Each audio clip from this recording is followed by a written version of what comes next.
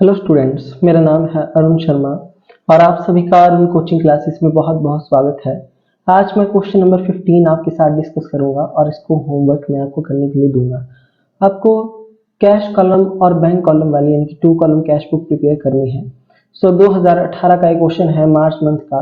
इसमें आपके पास cash in hand दिया है, ये डेबिट बैलेंस है कैश का, तो इसको हम डेबिट साइड में लिखेंगे कैश बुक में, और ये बैंक ओवरड्राफ्ट है जिसका क्रेडिट बैलेंस होता है, तो इसको क्रेडिट साइड में लिखेंगे बैंक कॉलम में। नेक्स्ट है ये ओपनिंग बैलेंस है स्टूडेंट्स 1 मार्च का। नेक्स्ट एंट्री है 4 मार्च की, रिसीव्ड चेक फ्रॉम रजत। हमने रजत से एक चेक रिसीव किया है और डिस्काउंट अलाउ मतलब हमने उसको डिस्काउंट भी दिया है। और इस चेक को हमने रिसीव किया है, इससे रिलेटेड कोई और ट्रांजैक्शन है इसको देख लेते हैं। जैसे कि 5 मार्च की है कि रजत का जो चेक है हमने वो डिपॉजिट किया है बैंक में 18,200 रुपए। स्टूडेंट्स, तो ये 4 मार्च वाली जो एंट्री है इसको, इस ट्रांजैक्शन को हम कैश बुक में रिकॉर्ड नहीं करेंगे, क्योंकि इस ट्रांजैक्शन में अगर आप इसकी जर्नल एंट्री पास करते हैं, अगर देखिए मैं आपको जर्नल एंट्री पास करके दिखाता हूं।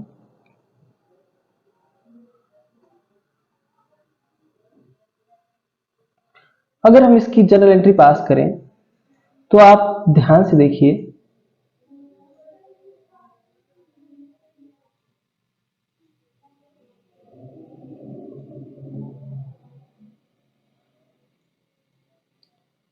स्टूडेंट्स जैसा कि आप स्क्रीन पे देख पा रहे हैं, तो मैं इसकी जर्नल एंट्री करूंगा तो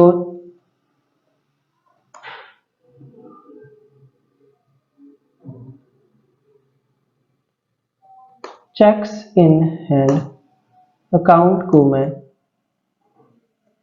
डेबिट करूंगा और डेबिट करूंगा डिस्काउंट अलाउड को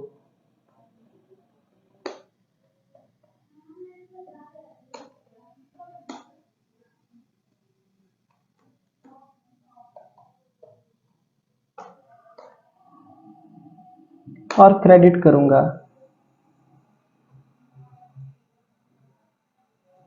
रजत को।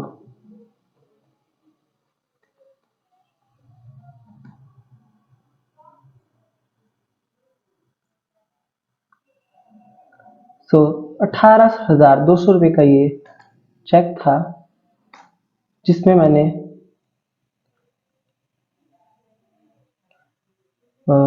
जो डिस्काउंट हमने मतलब अलाउ किया है 500 रुपए का, तो 500 रुपीज का डिस्काउंट आ जाएगा।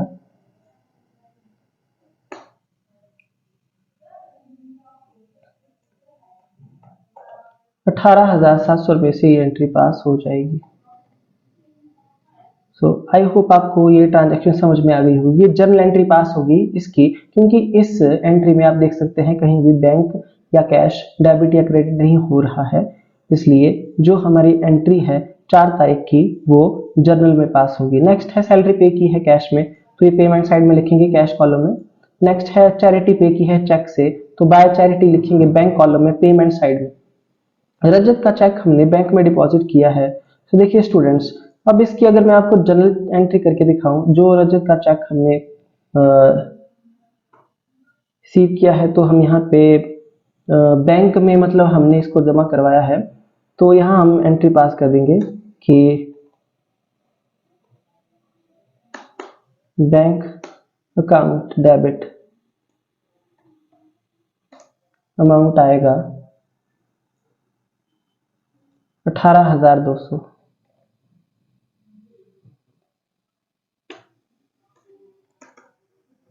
टू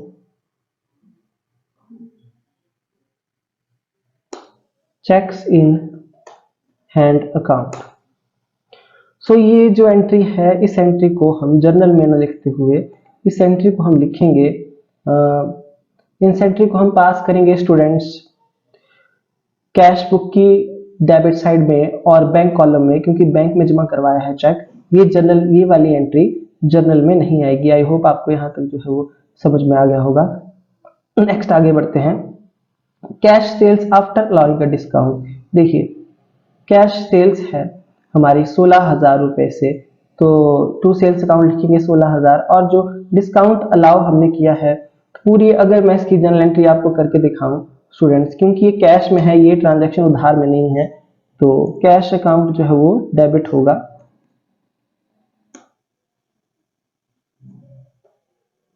और डिस्काउंट अलाउड जो अकाउंट है वो भी डेबिट होगा। तो सेल्स अकाउंट,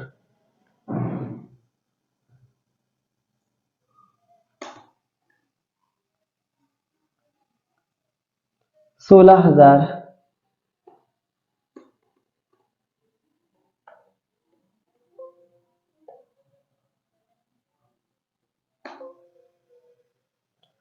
डिस्काउंट अलाउड हमने एंटर कर दिया है, तो ये एंट्री 16,500 से सेल अकाउंट जो है क्रेडिट कर दिया। देखिए स्टूडेंट्स, हम टू सेल्स अकाउंट लिखेंगे 16,000 रुपए से कैश कॉलम में डेबिट साइड में, और जो discount allowed to sales account 500 की जो एंट्री हम जर्नल में पास कर सकते हैं।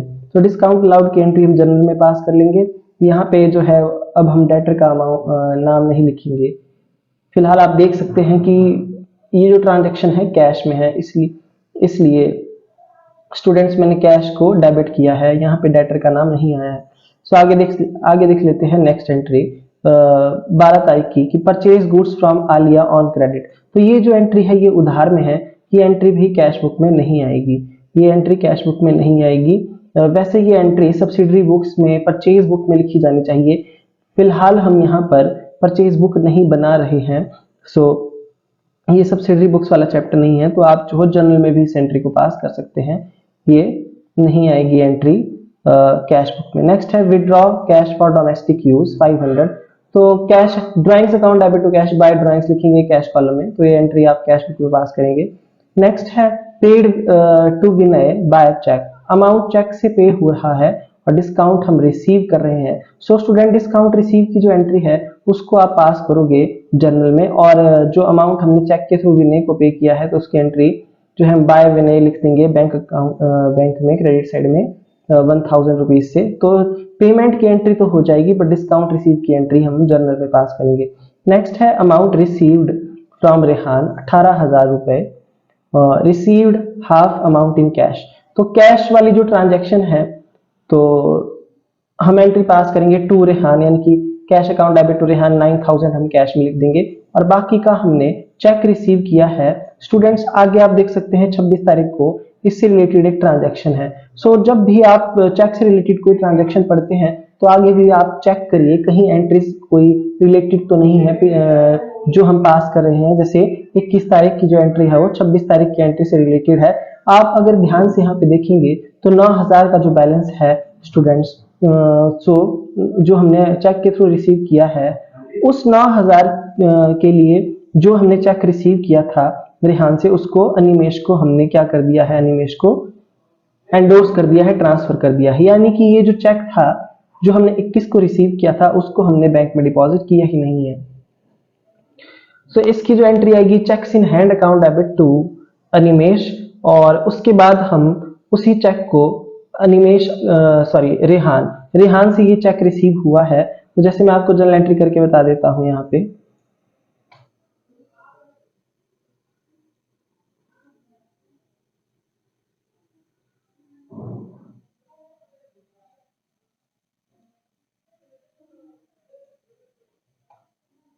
यहाँ पे जो जर्नल एंट्री मैं पास करता हूं,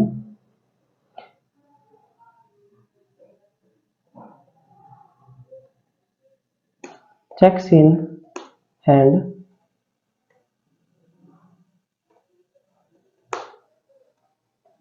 account debit, cheques in hand account debit to Rehan.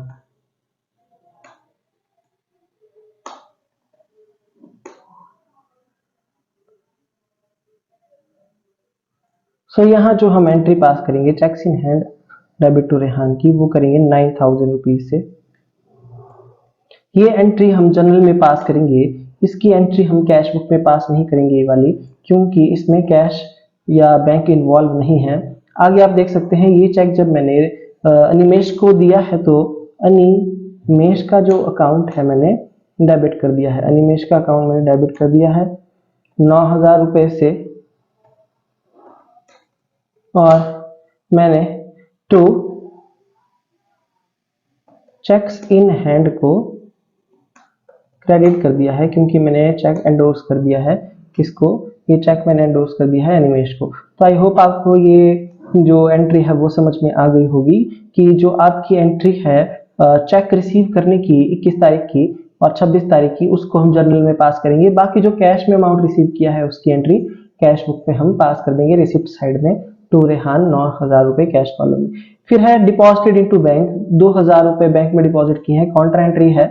तो एक क्रेडिट साइड में और डेबिट साइड में हम लिखेंगे, डेबिट साइड में हम लिखेंगे टू कैश अकाउंट, अमाउंट आएगा बैंक के कॉलम में, और क्रेडिट साइड में लिखेंगे बाय बैंक अकाउंट, अमाउंट आएगा कैश के कॉलम में।